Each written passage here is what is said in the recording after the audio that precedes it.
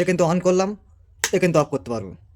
ধরো এটা আজকে দেখাবো কিভাবে বেড সুইচে কানেকশান করে। মাথার ধারে পাকা অন অফ করতে পারবে, মেন বোর্ডও পাকা অন অফ করতে পারবে। কানেকশানটা কিভাবে করবেন চলুন, ভিডিওটা বেশি বড় না করে কানেকশানের দিকে যাওয়া যাক। এই আমি অন করলাম, এ কিন্তু অফ করতে পারবো। এ কিন্তু অন করলাম, এ কিন্তু অফ করতে পারবো। ধরো এটা মেন বোর্ডের সুইচ, এখানে অন করলাম, এটা হচ্ছে তোমার বেডের সুইচ। মাথার ধারে যে খাটের মাথার ধারে যে বোর্ডটা থাকবে এ কিন্তু আমি অফ করে দিলাম। মেন ফেজ 230 ভোল্ট এখানে ইনপুট করবেন। আর ধারের যেই কানেকশানগুলো আছে এখান থেকে এটা তোমার শর্ট করে দিতে হবে। আর এই ধারে এখান থেকে শর্ট করে দিতে হবে। মাঝখানের যেটা আছে এটা হচ্ছে আউটপুট।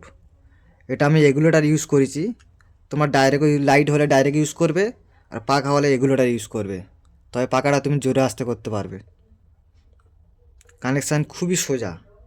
আর বোর্ডে যদি বুঝতে অসুবিধা হয় আমি তাহলে প্র্যাকটিক্যাল ড্রয়িং তোমাদের আমি দেখাচ্ছি।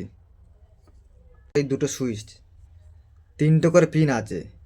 এর এই পিনে সেটা শর্ট করে দিয়েছি, এর এটা শর্ট করে দিয়েছি।